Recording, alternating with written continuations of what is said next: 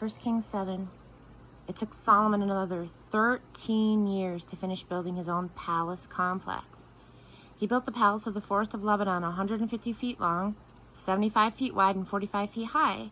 There were 4 rows of cedar columns supporting 45 cedar beams, 15 in each row, and then roofed with cedar. Windows in groupings of 3 were set high in the walls on either side. All of the doors were rectangular and arranged symmetrically. He built a colonnade courtyard 75 feet long and 45 feet wide. It had a roofed porch at the front with ample eaves.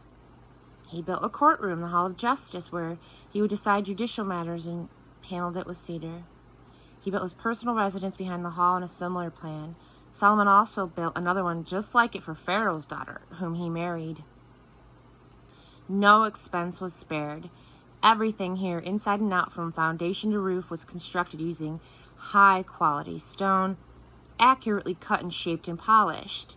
The foundation stones were huge, ranging in size from 12 to 15 feet, and of the very best quality. The finest stone was used above the foundation, shaped to size, and trimmed with cedar.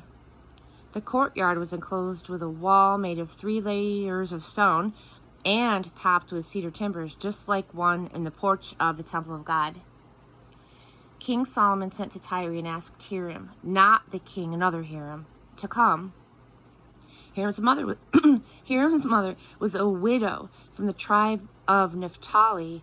His father was a Tyrian and a master worker in bronze. Hiram was a real artist.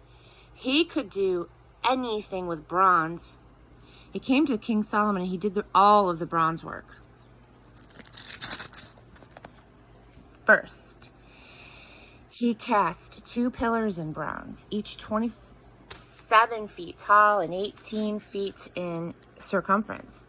He then cast 2 capitals in bronze to set on the pillars. Each capital was 7.5 feet high and flared at the top into the shape of a lily. Each capital was dressed with an elegant filigree of 7 braided chains and a double row of 200 pomegranates, setting the pillars off magnificently. He set the pillars up in the entrance porch of the temple. The pillars to the south he named Security, with Jachin, and the pillar to the north, Stability, or Boaz. The capitals were in the shape of the lilies. When the pillars were finished, Hiram's next project was to make the sea, an immense round basin of cast metal, 15 feet in diameter, 7.5 feet tall, and 45 feet in circumference.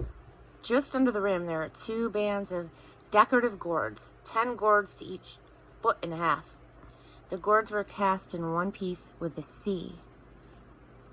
The sea was set on 12 bulls, 3 facing north, 3 facing west, 3 facing south, and 3 facing east. The bulls faced outward, supporting the sea on their hindquarters. The sea was 3 inches thick and flared at the rim like a cup or like a lily.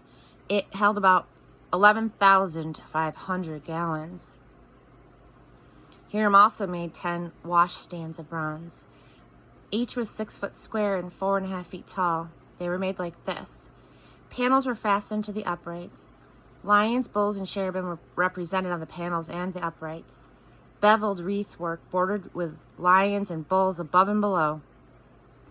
Each stand was mounted on 4 bronze wheels with bronze axles. The uprights were cast with decorative relief work.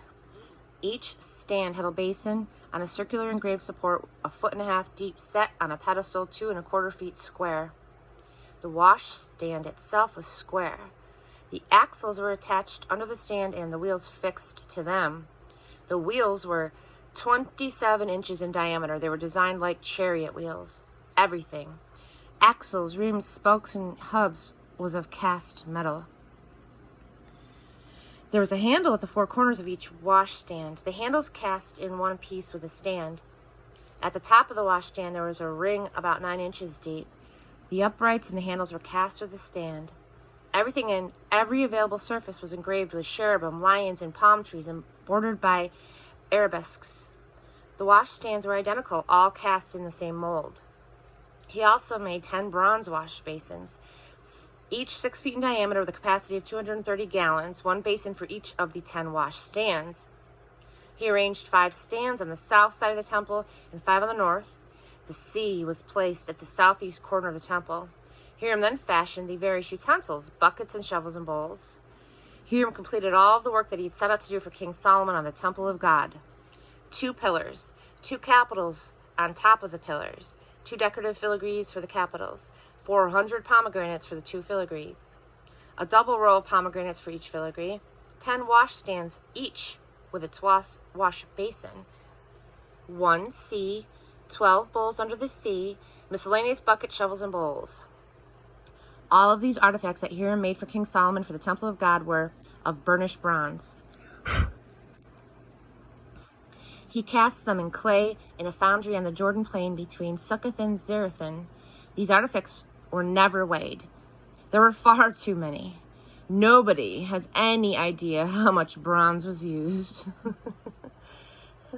Solomon was also responsible for all the furniture and accessories in the temple of God: the gold altar, the gold table that held the bread of the presence, the pure gold candelabras, 5 to the right and 5 to the left in front of the inner sanctuary, the gold flowers, lamps, and tongs, the pure gold dishes, the wick trimmers, sprinkling bowls, ladles, and censers, the gold sockets for the doors of the inner sanctuary, the Holy of Holies used was also for the doors of the main sanctuary. And that completed all of the work that King Solomon did on the temple of God.